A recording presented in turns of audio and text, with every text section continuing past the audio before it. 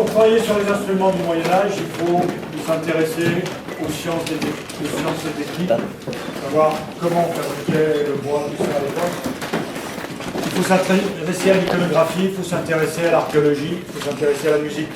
Ce qu'il faut savoir, c'est qu'au Moyen-Âge, on a très peu de véritables instruments qu'on a trouvés en fouille ou qui ont été gardés dans les musées. Ça se compte quasiment sur les doigts d'une main, c'est-à-dire une guitare et un clavicitérium, c'est-à-dire une harpe mécanisée. Le reste, c'est la source principale pour reconstituer les instruments, c'est l'iconographie. C'est-à-dire qu'on les voit sur les chapiteaux, on les voit dans les manuscrits et on les fabrique. C'est ce qui s'est passé là. La première chose qu'on va voir ici, c'est deux petits instruments. Le premier est là, qui a mené toute une recherche sur toute cette salle. Ça a été trouvé à Charavine, sur le lac de Paladru. Ceux qui ont fait des études d'histoire savent ce que c'est. C'est la référence au niveau fleuval. Autour de l'an 1000, les gens se sont installés au bord de l'eau, c'est que l'homme a besoin d'eau, et ils ont défriché et se sont installés là pour devenir des chevaliers paysans. Et comme c'était au bord de l'eau, en fouillant, pendant 30 ans, on a retrouvé cet instrument et l'équivalent qui est double. Et Pierre-Alexis Cabiran, qui est là, a fait une étude dessus, c'était en devoir de licence, je crois en 92. Partout, même au musée de la musique, vous avez encore marqué que c'est une flûte.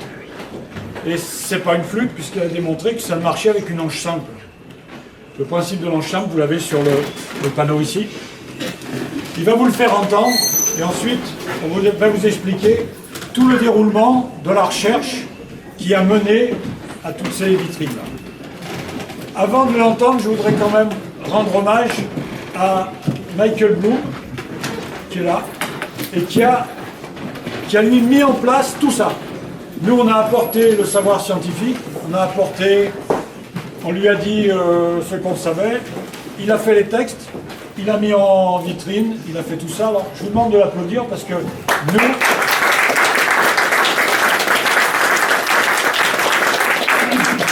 on n'aurait pas fait ça. Nous, on est des chercheurs, et les chercheurs, c'est pas rigolo, les chercheurs. Merci Lionel. Vas-y, souffle. Donc voilà un instrument, comme on en entend, autour de 1020, autour de Charavine.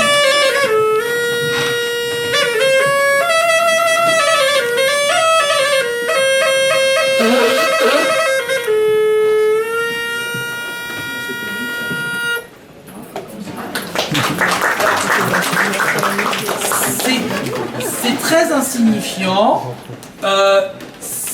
On pourrait considérer que c'est un jouet d'enfant. On sait qu'à l'époque, ce n'était pas un jouet d'enfant. Et ce qui est assez passionnant, c'est de voir qu'avec juste un bout de tuyau en sureau, alors le sureau, ça a un grand avantage, c'est qu'à partir du moment où c'est sec, avec une tige, vous sortez la moelle et vous avez votre tuyau qui est tout fait. On sait que ces instruments existaient très probablement avant. On en a retrouvé en Hongrie qui date du 8e siècle au 6e siècle. Mais en France, c'est quand même exceptionnel. Et en Europe, il y en a 5-6 qui ont été retrouvés soit dans des lacs, soit dans des tourbières. C'est-à-dire des milieux où ils étaient complètement protégés de toute forme d'oxydation.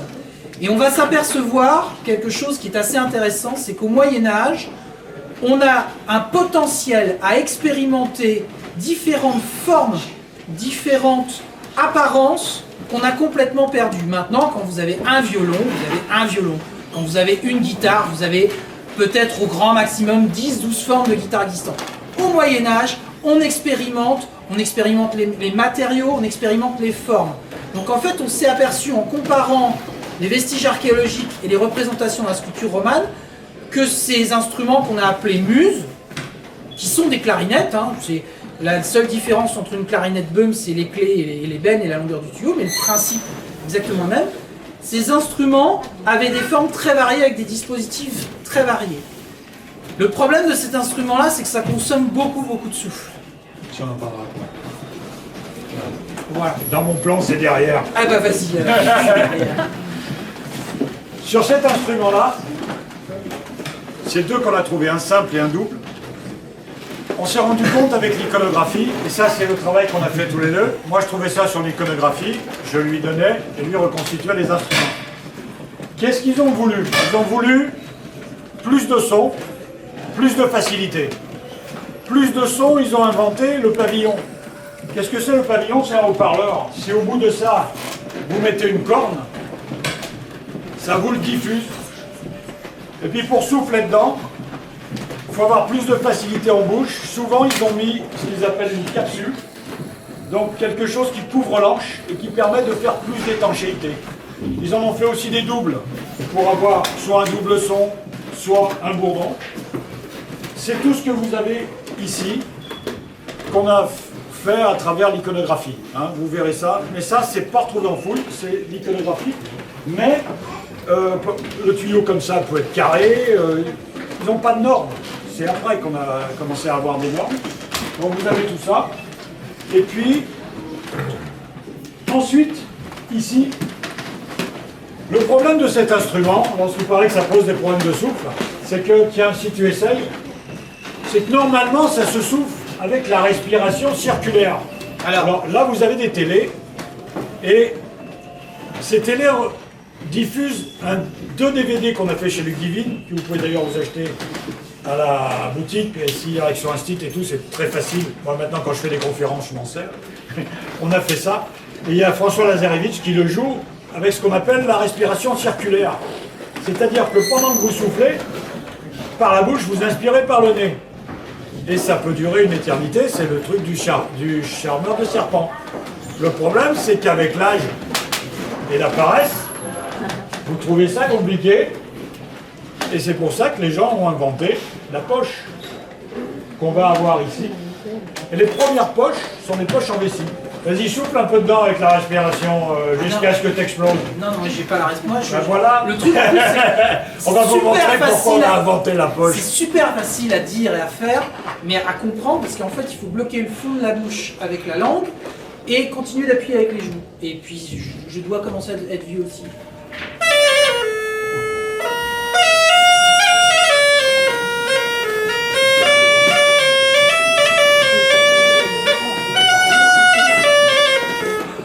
Voilà. Et voilà pourquoi on a inventé la poche. Et les premières poches, d'après l'iconographie, sont faites en vessie. Ça a duré très très longtemps, parce que quand on lit Bouscatel, qui était le roi des cabrettères, la cabrette dans les années 1920, ceux qui ont inventé le bal musette, il disait qu'il avait appris sur une cornemuse qui était montée sur une poche en vessie. Et alors là, on en a deux, une sur l'iconographie et ça. Et puis, alors on a toute cette suite qu'on avait faite, et depuis quelques années, Denis Levrault, notre ami, est venu et nous a dit c'est étrange parce qu'en regardant l'iconographie, on se rend compte quand même que beaucoup de poches, vous pouvez avancer un peu, avancer.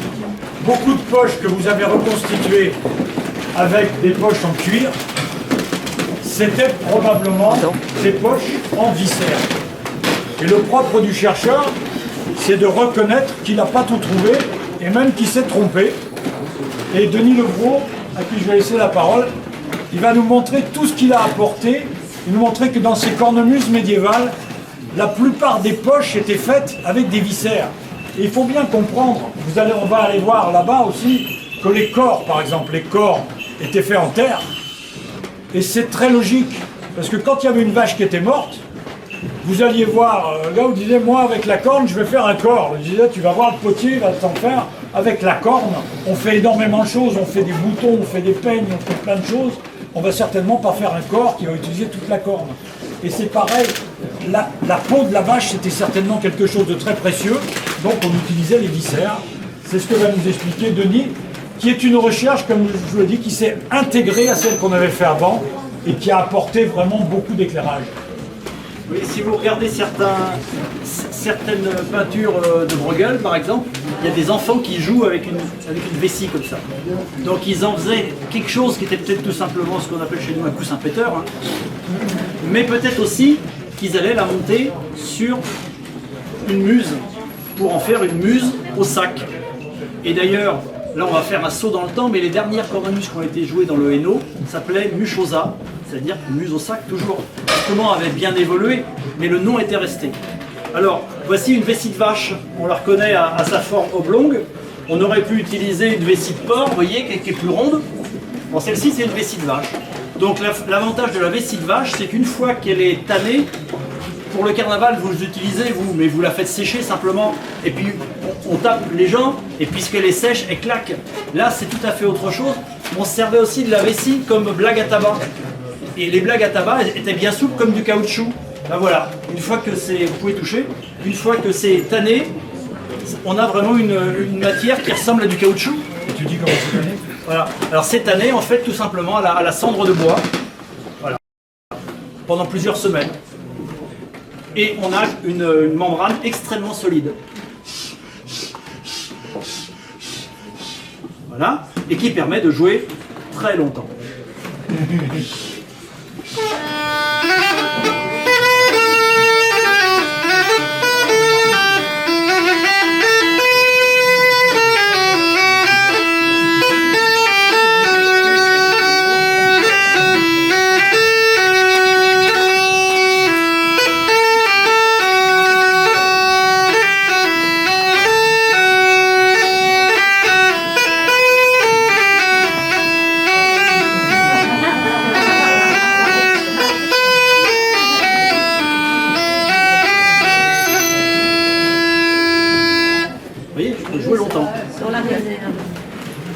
Alors, quand on disait que les gens avaient vraiment tout essayé, ils ont essayé tous les viscères disponibles, et en particulier celui-ci, qui a une forme de chaussette. Je ne sais pas comment vous l'appelez ici. En France, les charcutiers l'appellent la baudruche. Et puis moi, je suis de l'ouest de la France, la vallée de la Loire, et il y a, où j'habite, on mange ce qu'on appelle un gros boudin, qui est fait là-dedans, qu'on appelle la gogue. On mange de la gogue. Et Rabelais, dans ses listes d'instruments, des listes de cornemuse, dit qu'on jouait, on sonnait de la gogue. Ah, qu'est-ce que ça pouvait être? Eh bien, une enluminure d'Arras nous montre, il y en a 3 d'ailleurs, nous montre un chalumeau, une muse, avec un sac qui a vraiment une drôle de forme. Et sur une montre d'ailleurs, on voit vraiment que ça a cette forme-là. Eh bien, en tannant cette gogue, eh bien, on obtient une première cornemuse aussi. En France, lorsqu'on va, on dit qu'on va au goguenot. Donc on va vider sa gogue. Voilà, c'est ça. Mais en fait, se goguer au Moyen-Âge, ça voulait dire se réjouir. En mangeant très bien. Voilà. Faire goguette. Partir en goguette, ça voulait dire partir faire bombance. C'est la même chose.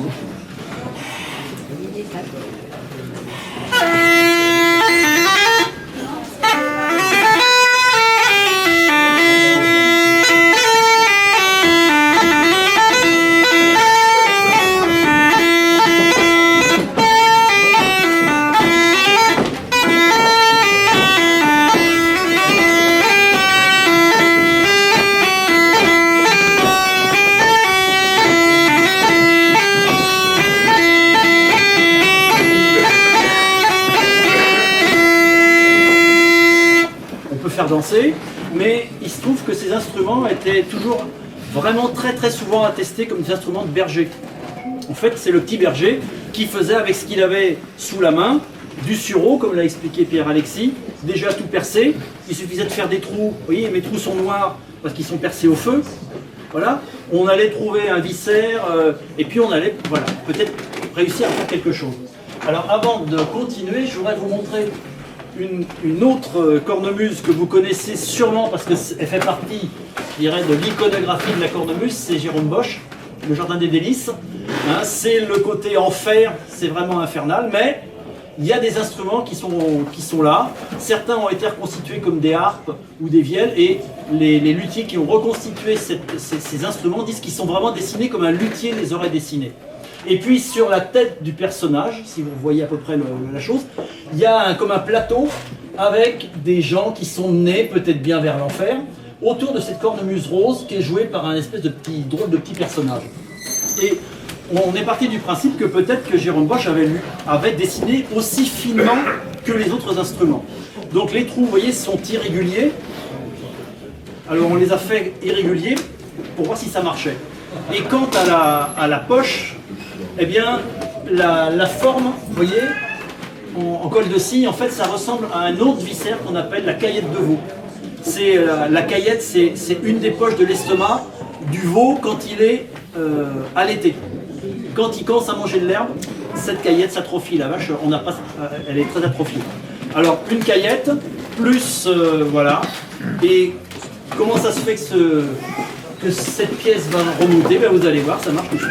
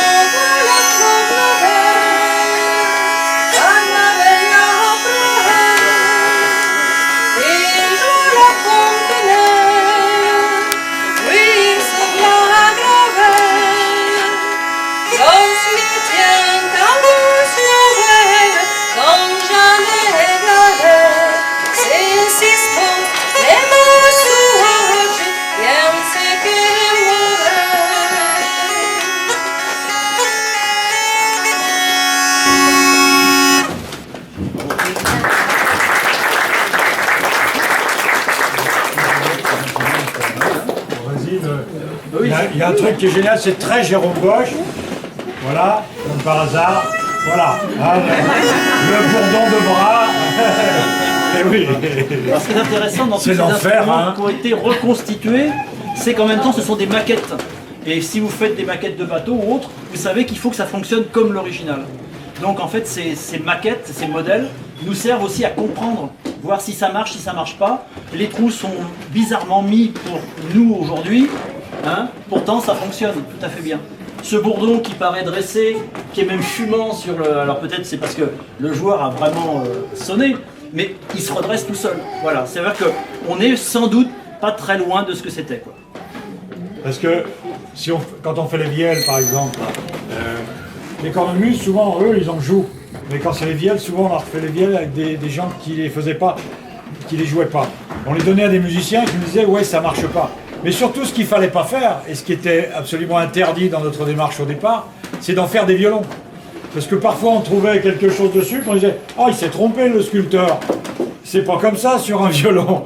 Donc, jusqu'à ce que nous, on vienne un peu mettre le pataquès là-dedans, il y a une vingtaine, 20-30 ans, et les instruments du Moyen-Âge, c'était quasiment des violons déguisés. Voilà. Je reprends la parole? Bien sûr. Merci Denis. Alors, ici, avec Pierre-Alexis, ce qu'on a vu à un moment, c'est surtout, et ce qu'il nous a montré, c'est que la cornemuse, qu'on appelle la cornemuse, on va vous dire que ça c'est un instrument particulièrement ancien, qui nous date des Romains, pourquoi pas des Indiens et pourquoi pas des extraterrestres. Il faut attendre 1223 pour avoir la première représentation d'une muse au sac.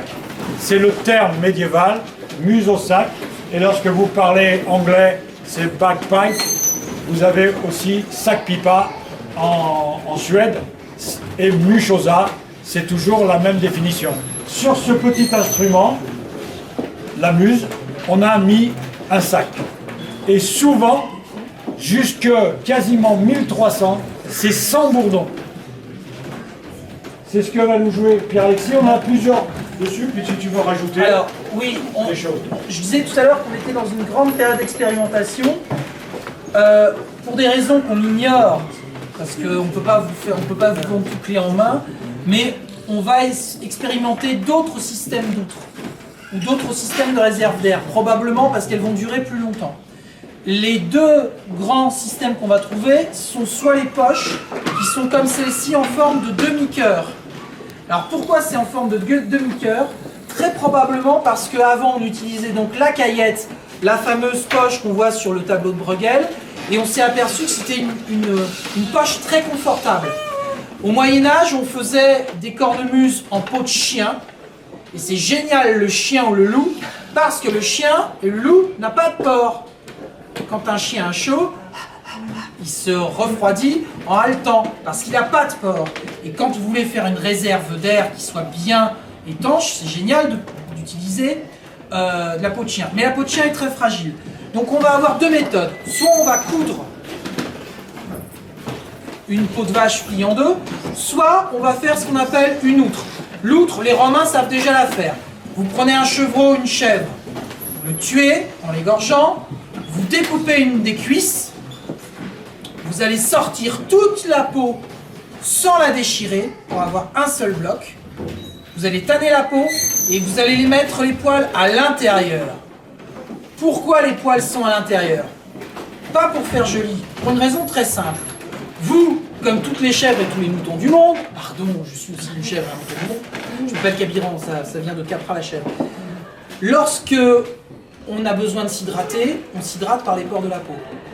Donc l'humidité passe de l'extérieur et va à l'intérieur.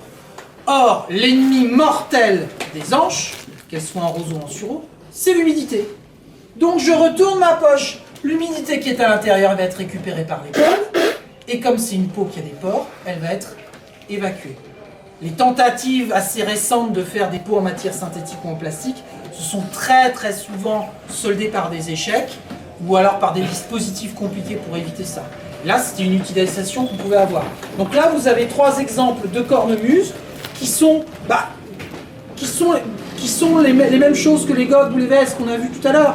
Alors, ce qui est très difficile pour nous, c'est que pour un mot, on peut avoir une dizaine ou une douzaine de noms différents, mais qui vont décrire la même chose. Par exemple, tiens, ça.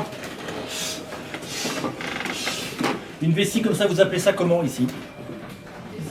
Vessie, il n'y a pas un nom plus local? Bon, chez nous, en Anjou, on appelle ça une bousine. Une bousine, c'est aussi le nom d'une cornemuse.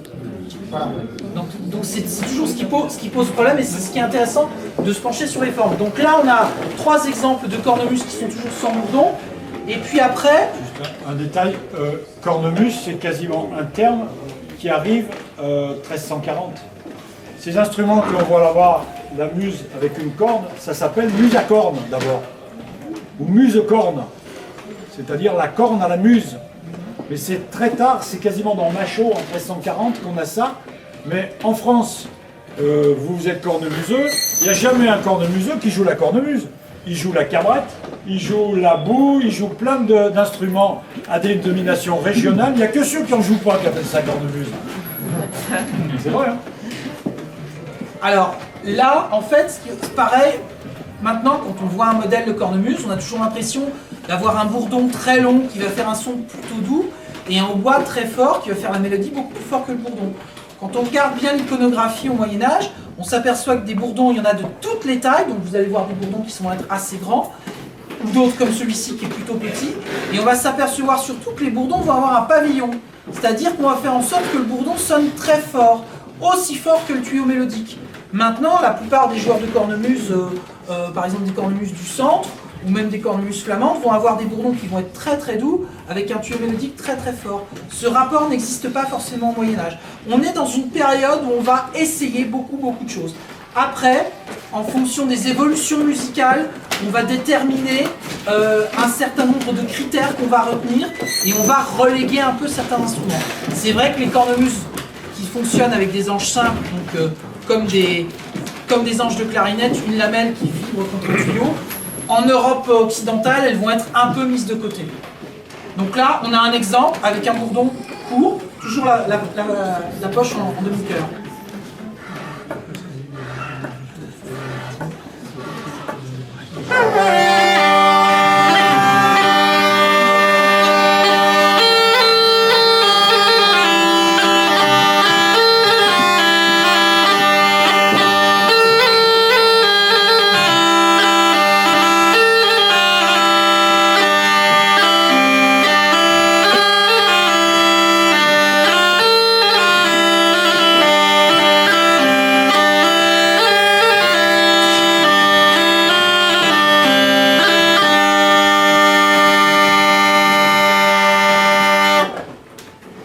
Le petit dispositif, hein, tout bête, une valve, petite languette de cuir. pour éviter que ça reparte et après on peut faire son malin à faire du bruit sans souffler. Alors le bourdon apparaît dans les cantigas du Santa Maria, 1250, on commence à avoir des instruments en bouche avec un bourdon à côté, mais le problème c'est qu'il faut la respiration circulaire. Ensuite, vraiment la cornemuse à bourdon, les premiers sont plutôt parallèles, hein, c'est-à-dire ils montent à côté, comme ça, voilà, en roseau. Sur certains manuscrits, il faut quand même attendre quasiment 1300 pour commencer à avoir des bourdons sur les cornemuses. On a ici, voilà, différentes reconstitutions. Alors, là on était jusqu'ici.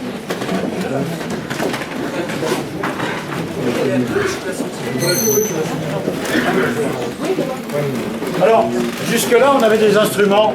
On est sur les instruments à hanche simple. Sur les instruments à hanche simple, on a une perce longitudinale cylindrique. Alors, cette perce cylindrique, c'est pas compliqué, mais ils ont voulu chercher de la puissance. Alors, qu'est-ce qu'il a fait, Pierre-Alexis? Il a percé à 10, puis à 12, puis sur celle de la fraise de la Ferté-Lupière à 16.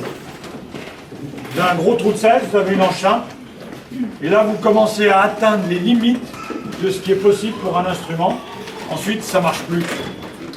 D'ailleurs, quand vous voyez aujourd'hui les gens qui jouent la gaïda bulgare, par exemple, c'est toujours des petits chalumeaux comme ça. Et à partir de 1250, on commence à voir dans l'iconographie cet instrument avec une hanche qui est faite de deux roseaux rapportés ou d'une paille écrasée.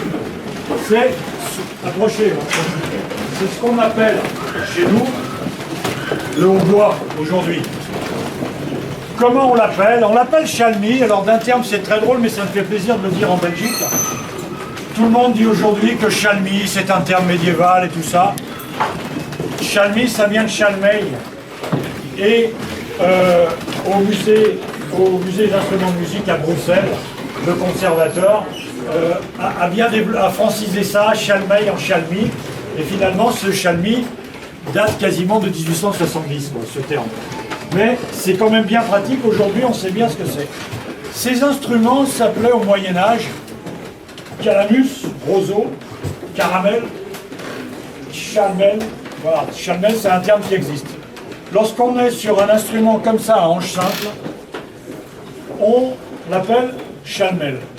Tout d'un coup, cet instrument se retrouve avec une hanche double et il continue à s'appeler chalmel. Donc, ce qui nous fait penser que l'origine, l'importation de la technique n'est pas très honorable. Lorsque vous jouez ces instruments-là, vous êtes au service d'un duc, d'un roi, tout ça, vous êtes la cour, vous êtes le blason sonore. Et quand il va faire son discours, faire l'inauguration, il a devant le blason sonore. Et ces instruments, ils viennent d'Orient. Et on les connaît très bien, ça s'appelle Zourna. Et si cet instrument, on l'avait pris tel quel, eh bien on l'aurait appelé, comme tous les instruments, Zournel. Mais comme il a probablement été amené par les Gitans, dont on sait qu'ils sont à Paris au XIIIe siècle, ça faisait pas bien, lorsqu'on est musicien du duc, de dire que d'un seul coup, on va jouer l'instrument des Gitans pour aller faire l'inauguration de l'exposition de Liège. Donc, on l'a appelé Chalmel. Et qu'est-ce qu'ils ont fait? Ils ont pris cette hanche et ils l'ont mis sur l'ancien instrument. Et petit à petit, ils ont pris cette perce conique qu'on a ici par rapport à l'autre. Donc ici, au lieu de percer droit, on va percer conique. Ce qui fait qu'ici, c'est beaucoup plus large. Ça évite d'avoir un grand écart de doigts. Et on peut avoir des plus petits. Et ça sonne beaucoup plus fort.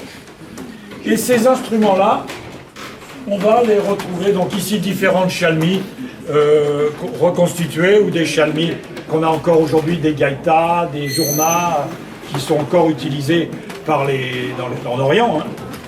Et cet instrument-là, soit on va le souffler en bouche, soit on va le mettre sur la cornemuse. Et souvent, on va jouer l'un à côté de l'autre.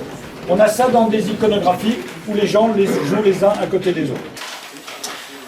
On a voulu le montrer ici, on a fait refaire le même qu'on peut mettre sur la poche ou pas. Voilà. Alors, comment on a reconstitué ça? Il faut être honnête. Lorsqu'on est sur une perce cylindrique, on perce à 12, on perce à 13, on perce à 16. Lorsqu'on est sur une perce conique, on voit de l'iconographie. Et malheureusement, on ne peut pas passer le dessin à la radio pour savoir comment c'était à l'intérieur. Donc, on ne sait pas l'angle de la perce à l'intérieur. Il faut reconnaître, ce n'est pas possible sur un dessin. Alors, on a pris des hautbois traditionnels. On a demandé à des musiciens qui font des hautbois traditionnels et on les a testés dessus. On a alors, comment l'origine de la cornemuse? On a donc la muse au sac à bourdon. Lorsqu'on rentre la chalmie sur la cornemuse, on a le bourdon qui y est déjà, on le garde.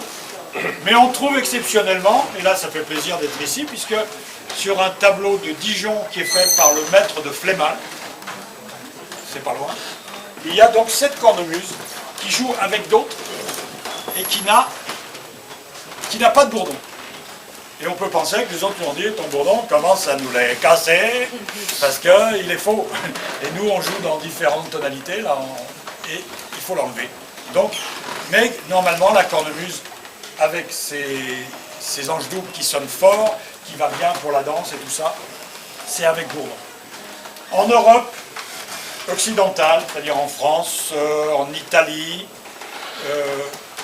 on a, chez Bruegel aussi, on a la cornemuse à ange double, la cornemuse qui sonne fort, la cornemuse pour la danse. Mais on a conservé, en Bulgarie, dans beaucoup de traditions encore, des instruments qui marchent avec des anges simples. Et Pierre-Alexis est revenu, voilà, qui va nous montrer là une cornemuse des Landes. En fait, sur cette vitrine-là, tout à l'heure, Lionel disait que lorsqu'on voulait faire un instrument médiéval, une vielle médiévale, il n'était pas question de faire un violon déguisé. Donc, le travail qu'on a mené aussi pendant de nombreuses années avec une personne qui est décédée depuis, qui s'appelait Christian Brassi. Et qui est ici d'ailleurs. Qui est ici. On n'est pas bien malin à la pémutable, mais on a l'avantage d'être nombreux. Et donc, à chaque fois qu'on se retrouvait devant une représentation, il y avait toujours 3 points de vue. Il y avait le point de vue de l'homo faber, c'était moi, et puis après les 2 autres homo sapiens qui avaient leur angle de vue différent pour voir comment on pouvait refaire l'instrument si l'instrument était crédible. Et une des sources extrêmement importantes pour comprendre ces instruments médiévaux, c'est les instruments ethnologiques actuels, les instruments qui marchent comme eux. C'est une base de départ, c'est des choses qui disent oui, ça c'est possible ou ça c'est pas possible. Donc là, on a, vous avez en vitrine 3 exemples qui montrent bien la diversité du monde de la cornemuse du nord au sud, qui sont des cornemuses qui vont donc marcher avec des anges simples, donc toujours un petit bout de roseau dans lequel on a fait une fente, une clarinette, c'est le principe de la clarinette. Cet instrument était le plus répandu parce que quand vous faites des instruments à anges simples, vous pouvez utiliser du roseau, du sureau, de la tige de prêle. C'est beaucoup plus souple au niveau du biotope que les instruments à anges doubles qui actuellement ne sont fabriqués quasiment plus qu'en roseau ou même maintenant en plastique. Tandis que des anges simples, vous pouvez les faire vraiment avec énormément de tuyaux naturels. Donc vous avez ici une cornemuse d'Afrique du Nord, Mezouet, qu'on joue au Maroc, en Tunisie. Cette cornemuse un peu bizarre, c'est un torupil, c'est une cornemuse estonienne. Alors la poche a été faite en cuir de vache, mais elle a la façon dont on est présenté vous montre un peu la tenue de jeu. On a le tuyau d'insufflation en haut, le tuyau mélodique devant et un bourdon qui rebique vers le bas. Pourquoi ? Parce qu'on a encore une gogue, on a encore de la tripaille et de la vessie. C'est un intestin de phoque. On est en Estonie, près de la mer du Nord, donc c'est peut-être pas facile de récupérer de la caillette de veau ou de vache. Par contre, du phoque, dans le phoque c'est comme dans le cochon, tout est bon, on peut récupérer l'intestin. Vous comprenez qu'actuellement quand même, ça serait moyennement éthique de pouvoir faire une cornemuse en intestin de phoque. Donc les poches de cornemuse estonienne gardent encore cette forme un petit peu particulière de l'intestin de phoque. Et le 3e exemple, c'est une sac-pipa, c'est-à-dire une cornemuse suédoise qui est encore jouée actuellement. Et là, on est sur le même instrument de l'époque de Bruegel, c'est-à-dire une forme probablement de caillette, plus faite en caillette mais en cuir, avec un bourdon qui joue sur le côté. Et puis on a cette bizarrerie Alors, c'est un instrument qui est une cornemuse landaise. Alors on va vous dire, oui, c'est très landais, c'est typique landais, etc. Le gros problème, et c'est pour ça que c'est extrêmement intéressant de s'intéresser aux instruments de musique, c'est que cet instrument qui se trouve dans le sud-ouest de la France, on se demande encore ce qu'il y fait. Parce que ses seules cousines, ce sont des cornemuses hongroises, ce sont des cornemuses polonaises. Donc c'est un instrument d'immigrés. Et à force d'être un instrument d'immigrés, c'est un instrument qui était joué de façon courante au 19e et 20e siècle dans les Landes. Mais cette cornemuse landaise, elle n'est pas ethniquement, racialement landaise. Et les instruments sont fabriqués par des êtres humains, et on ne résume pas un instrument ou un être humain à sa pseudo-race ou à sa pseudo-appartenance ethnique. Ça, c'est extrêmement important. Alors normalement, tu devrais être monté sur échasse, quoi. Hein. Oui, mais moi j'ai un peu le vertige. Parce que quand on a des cartes postales, des cornemuseux avec échasse, c'est ça. L'avantage d'avoir un bourdon parallèle, c'est que je peux jouer sur le bourdon.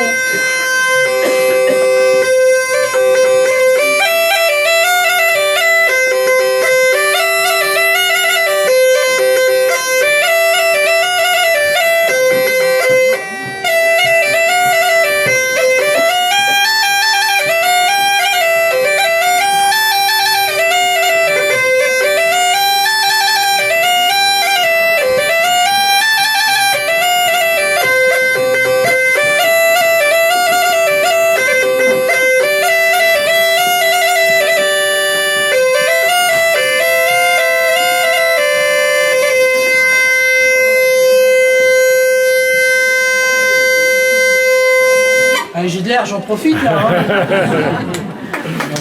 Je vous ai parlé tout à l'heure des corps en terre. On a ça très tôt. Hein. Là, on a la reconstitution de deux corps qu'on a trouvés en 2500 avant Jésus-Christ dans des tombes. Le corps, c'est un instrument qui permet de... C'est le tam-tam. Hein. Je viens de relire Les 7 cités de Cibola de Leonard Clark qui traverse l'Amazonie en 1946. Les gens savent absolument où il est, parce que le tam-tam, là-bas, c'est le corps. Hein, il n'y a pas que les percussions. Donc, là, ici, on en a un. Ça, c'est trouvé à Charavine. Je vais beaucoup vous parler de Charavine sur ce qui est là-bas, parce que, comme c'était un site qui était sous l'eau, on a retrouvé des instruments, même des instruments en bois. Donc ça, voilà, il faisait des corps comme ça. On a deux sortes de corps. On en a un qui fait une quarantaine de centimètres, c'est-à-dire 1,5 pied, qui était celui qui sonnait la fin du travail. Et là, le début certainement. Et puis après, on en a des plus grands, qui font une soixantaine de centimètres, qui correspondent sans doute à ce qu'on a sur les grandes cornes, et qui étaient faits en terre, et on a des textes au XIIIe siècle, comme quoi, quand il y a un incendie, le seigneur est obligé de sonner. Alors il sonne ça avec des 60 cm plutôt, pour avertir. Et il y a une expérience qui a été faite en Catalogne, qu'on vient de publier, là, avec une chercheuse catalane, qui a repéré toute une vallée avec des châteaux. Vous soufflez dans le corps, le châtelain d'à côté le fait, 25 km en 7 minutes. Donc vous avez une information à transmettre, comme quoi, à l'époque, les Arabes venaient vous envahir, on était en 1200 en Espagne. Vous voulez l'avertir, il faut 7 minutes pour avertir l'armée à 25 km. Finalement, ça marche bien, quoi.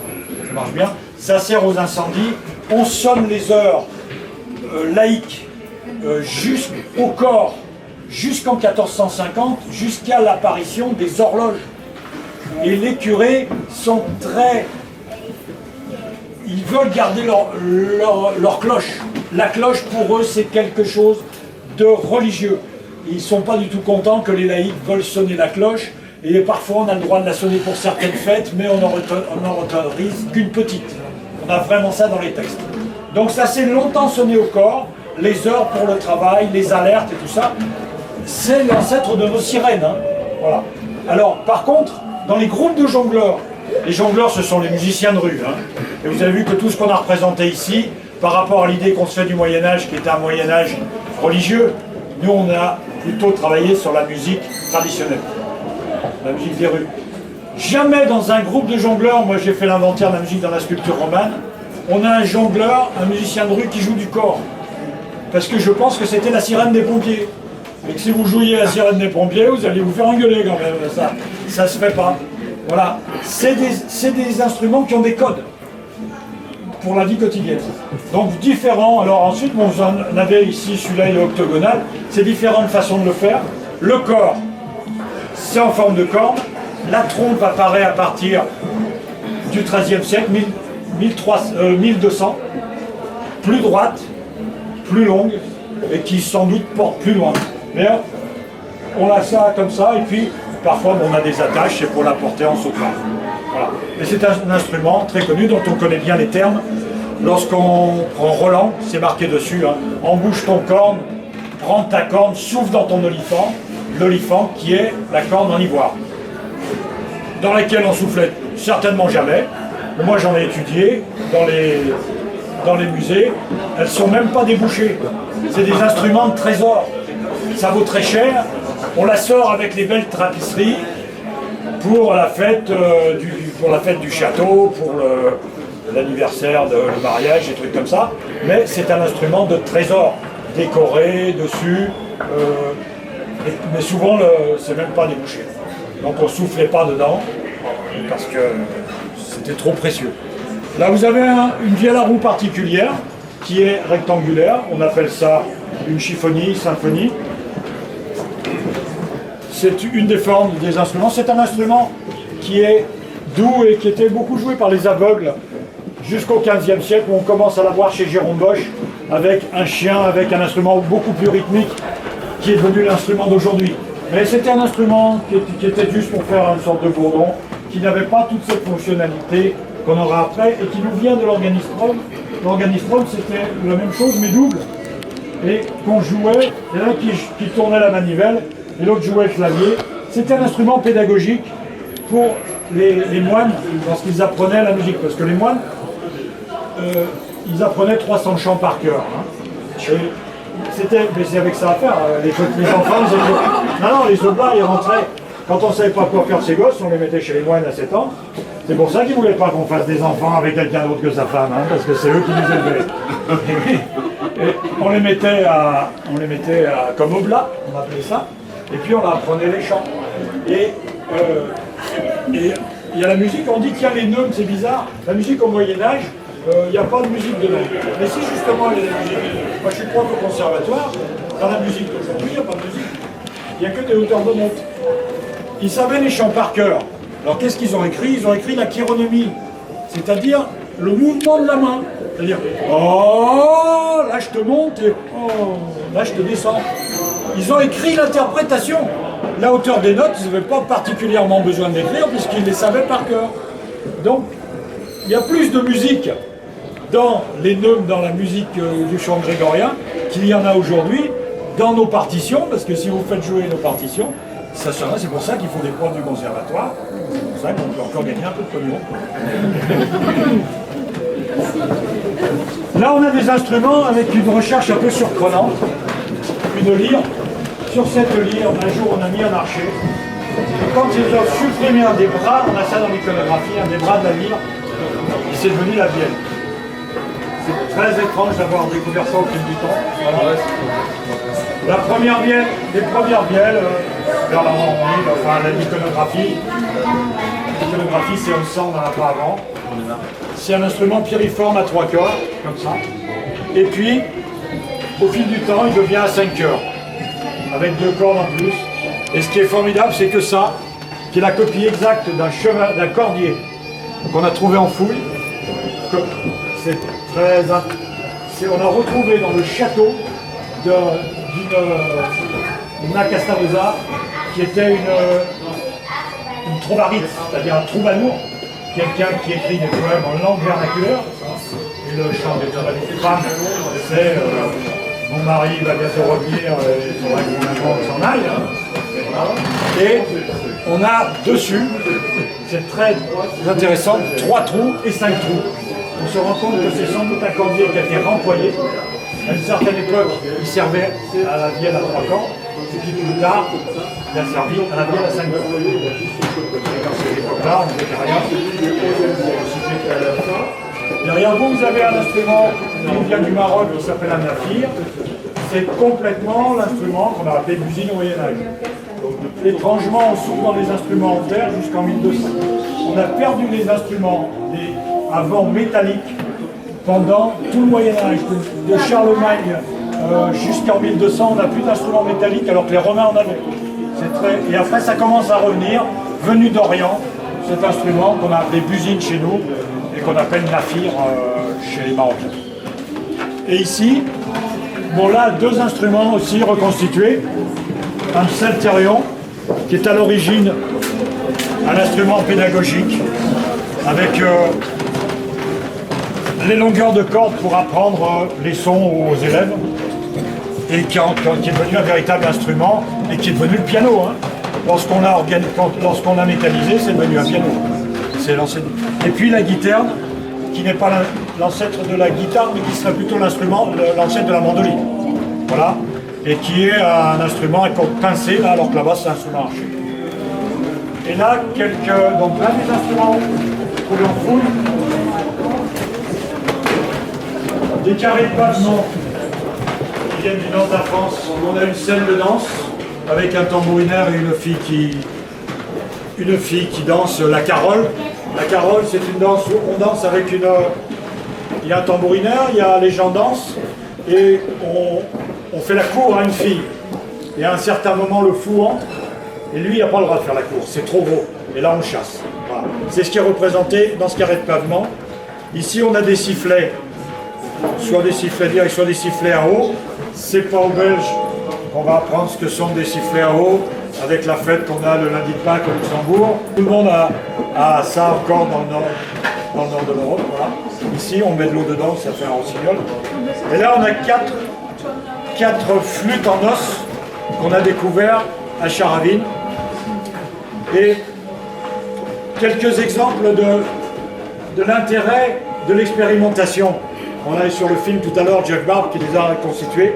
Vous avez par exemple celle-ci, elle a un trou au bout là, comme ça. Il y a deux trous plus un trou. Et on s'est demandé pourquoi. Je disais comment ça se fait, qu'il y a ce trou au bout, ça sert à quoi. Et quand j'ai montré ça à Jack Barb, il dit, ah, je connais. La première fois qu'on fait une flûte comme ça, c'est comme les cornemuses. Quand vous voyez les groupes de reconstitution, ils mettent les poils à l'extérieur, ça fait plus médiéval. Pierre-Alexis vous a bien expliqué qu'il faut que ce soit à l'intérieur pour que ce soit étanche. Et là, quand on fait la première fois qu'on fait une flûte, on garde l'articulation en os pour que ça fasse bien plus sauvage et bien plus médiéval. Le problème, c'est quand on souffle dedans, ça ne marche pas. Et alors on prend sa scie à un moment et on coupe, parce que là on a fait le troisième trou. Et ils me disent ça, tous les facteurs en fait. Et celui-là, moi quand j'ai travaillé dessus, ça s'est fait en os de vautour. Ça a sans doute été perdu parce qu'elle est absolument géniale. On a ça en os de vautour, on a ça en os de cygne, hein, on a ça, voilà. C'est au bord d'un lac, Charavine, puisqu'il est au bord. D'abord, il y a un trou en bas. Et dans plein de publications, c'est écrit, et je crois que je l'ai écrit dans mon premier livre, que ça servait à faire un trou de suspension. Puis là, au bout, il y a un truc qui est en travers, là. Il aurait pu s'appliquer quand même, il aurait pu couper droit, quoi. Et quand j'ai montré ça à Jesbar, il m'a dit, mais attends, Coco, d'abord, tu as 3 trous. 3 trous, c'est pour jouer à une main. Jouer à une main, ça veut dire qu'on joue un tambour de l'autre, ou une clochette. Sinon, on met 6 trous et on met les 2 doigts.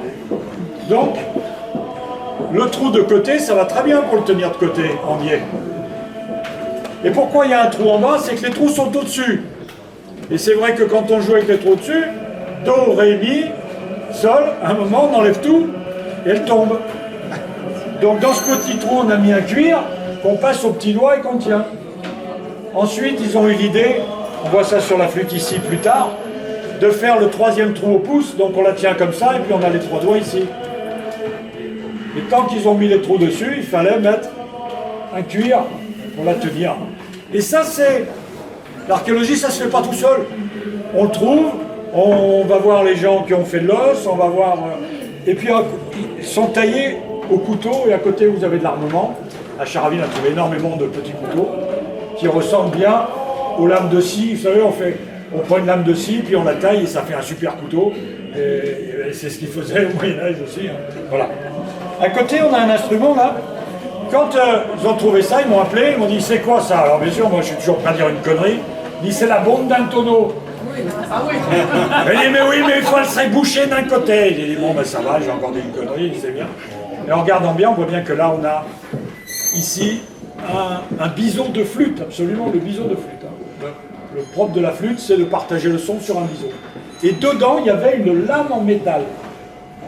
Et moi, je ne savais pas à quoi ça servait. Et quand j'ai montré à Jeff Barr, il m'a dit, mais la lame en métal, tu t'en sers de bloc.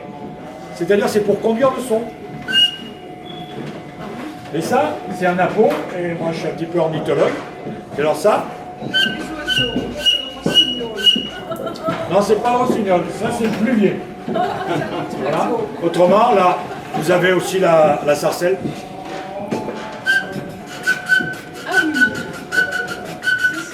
Voilà, on peut en faire plein de sortes, comme on peut ouvrir là des ultrasons, ou on peut faire plusieurs sons. Ceux qui savent utiliser les appos savent le faire. On sait ce qu'on avait, ce qu'on mangeait à Charaville, parce qu'on a fouillé les ossements. On sait qu'il mangeait 22 000 noyaux au mètre carré de cerises. Le jour que l'étudiant est tombé sur les noyaux de cerises, au mois de juillet, il nous a maudits. Il a fait 1 mois de noyaux de cerises, parce que c'est au fond de l'eau, donc on montait les seaux, on lui versait dans le tamis, et puis il comptait noyaux de cerises, et voilà. Et les étudiants sont pas ouverts la messe. Depuis, il me déteste. Hein. On n'a pas renoncé à l'os, hein, on n'a pas renoncé, mais... On n'a pas renoncé. Non, mais c'était pratique, on en avait, je veux dire. C'est comme a dit Pierre-Alexis, on a le sureau. Alors, l'avantage de l'os d'oiseau, c'est qu'il est très très fin et très très dur. Quand vous avez une flûte ou un instrument avant, ce qui va vous ternir un peu le son, vous le refermez, c'est de ne pas avoir un conduit extrêmement lisse. Donc on a substitué maintenant, en fait, on n'a plus besoin d'os parce qu'on a du plastique. Mais l'équivalent au Moyen-Âge des capacités par rapport à l'épaisseur à la surface, c'est l'os d'oiseau, quoi. Parce que c'est extrêmement creux, c'est très fin, donc très léger, facile à faire vibrer. Et surtout, une fois que c'est nettoyé, c'est très lisse. Alors que même le sureau, au bout d'un certain temps, ça peut se refermer à force d'humidité ou à boire. Tu penses que ça a été utilisé jusque quand? Ah, moi je pense que de toute façon de l'os, ça a été utilisé jusqu'au 19e, voire 20e, jusqu'à ce que ce soit interdit. Hein. Ah ouais, tu crois? Ah oui. Ah d'accord. D'accord. Oui. Et là on a 3 flûtes. Alors donc une flûte à 3 trous, qui est l'équivalent de ça. Hein. Donc la flûte à 3 trous, toujours jouée avec une percussion, sinon ça sert à rien. Voilà. Et puis à côté, donc on a la flûte médiévale, enfin médiévale, jusqu'en 1300. Ce qui détermine la flûte à bec, on va dire, c'est d'abord le conduit, le bec, avec il faut un conduit, et puis surtout le trou de pouce, qui permet de faire l'octave. Là, on n'a pas de trou de pouce, donc c'est comme la flûte irlandaise, pour avoir l'octave, on souffle plus fort. Hein. Voilà. C'est d'ailleurs ce qu'on devrait faire jouer aux élèves dans les écoles, parce que le trou de pouce c'est bien compliqué, alors qu'une flûte à 6 trous c'est bien plus facile. Hein, vous ouvrez les trous, vous bouchez tout, vous soufflez plus fort, ça fait l'octave. Et là c'est d'Ordrecht, on a là la flûte à bec, avec un bec particulier, mais qui est vraiment la flûte à bec avec un conduit, ce qu'on appelle un bloc. Là on a différentes flûtes de pan.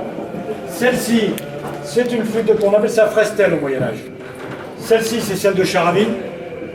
J'avais vu à Alésia, là on est chez les Gallo-Romains, c'est exactement la même, 10 par 10. Mais dans l'iconographie, alors qu'on n'a pas retrouvé en fouille, on a différentes sortes que j'ai données à Pierre-Alexis. Alors le jour il m'a dit, je veux travailler sur le Frestel, la flûte de pan. Dans la flûte de pan au Moyen-Âge, je comprends bien ce qu'il va trouver. Je lui ai envoyé de l'iconographie. J'ai été surpris qu'il nous a fait tout un panel, parce que c'est vrai que soit on en a des comme ça, soit on en a une beaucoup plus grosse, avec des beaucoup plus gros trous, qui, comme celle qu'on voit sur le berger de Chartres, hein, et qui nous fait un son beaucoup plus grave. Hein, voilà. Là aussi, on a une variété de formes. Alors l'idée, c'est que nous, dans la tête, quand on pense à une flûte de pan, on pense à un instrument du sud de la France, ou d'Italie, ou d'Amérique du Sud, où ils ont des cannes, des roseaux, pour pouvoir faire des flûtes correctement. Mais quand on est à Charavine, ou quand on est à Chartres, ou quand on est dans les anciens Pays-Bas bourguignons, le roseau c'est de la phragmite qui ne va pas tenir le choc, donc on va adapter l'instrument à ce qu'on sait faire. Et à Charavine, du chêne, on en avait des quantités faramineuses, puisqu'on a tout déboisé. Charavine, c'est un gros massacre écologique, hein. On déboise tout le chêne, donc ça ravine, donc forcément le lac monte. Et on n'a pas attendu le XXe siècle pour pouvoir faire... Charavine, c'est 1006, 1032. Voilà. Avec la dendrochronologie, on a daté. Il s'installe au bord du lac et déboise autour pour construire 4 immenses maisons, des maisons dauphinoises, hein, c'est Grenoble, hein, Charavine. Maisons dauphinoises à plusieurs étages, des grosses poutres, et en plus ils mettent en culture. Donc ils mettent en culture des céréales du point de vue extensif, et bien sûr ça fait monter le lac parce que c'est un lac d'infiltration. Et quand l'eau monte, et ils ont tout le long, on se rend compte tout le long qu'ils ont rapidement des problèmes d'eau. On est autour de l'an 1000, on a une période de sécheresse, ensuite ça monte, et ils s'en vont en 1032, et ils démontent tout. Pourquoi on trouve autant de choses? C'est parce que lorsqu'ils faisaient des jonchés par terre, ils mettaient des joncs par terre. Et lorsque j'ai visité le château de Chambord, donc c'est François Ier, 1515 Marignan, et quand François Ier allait à Chambord pour faire sa chasse, on lui jonchait les pièces à l'intérieur. Ils n'étaient pas directement sur le carrelage, on leur mettait des joncs, on marchait sur les joncs. Et donc, ils ont fait ça à Charavine, tous les ans ils en rajoutaient, donc quand ils faisaient tomber un instrument, c'était une aiguille dans une botte de foin, on en a trouvé 10 000. Celui-là, ils l'ont perdu, il est absolument parfait. Celui-là, il est cassé, parce que lorsqu'on regarde le vrai, ça c'est les reconstitutions, hein. On regarde le vrai, comme c'est fait au couteau, il y a une fente tout le long. Et ça, alors le type qui fait la truc, il dit oh mais ça j'en ai jeté plein, tu grattes, tu mets un coup de trop, bim, ça se fend, c'est foutu. Et puis la première chose qu'on fait, on balance.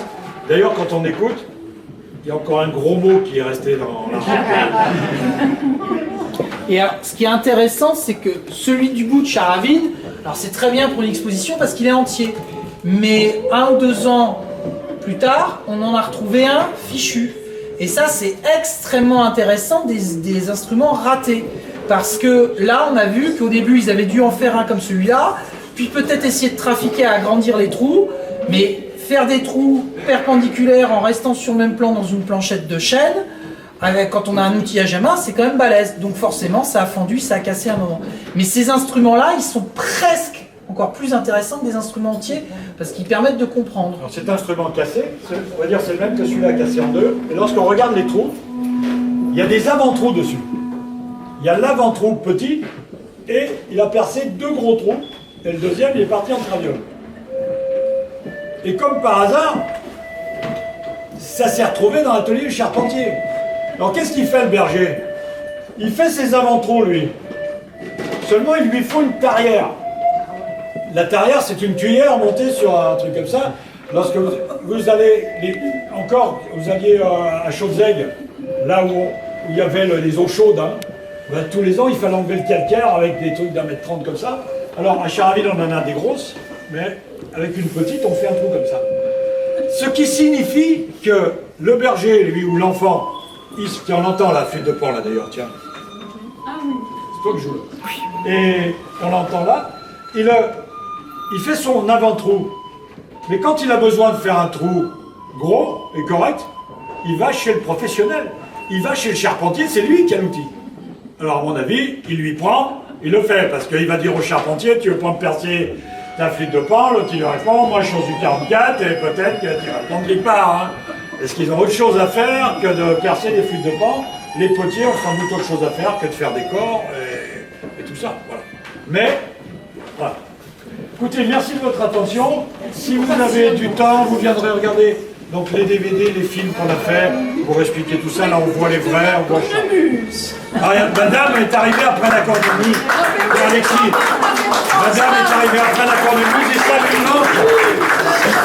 Il suffit d'en prendre. Non mais si vous n'écoutez pas, vous l'entendrez pas.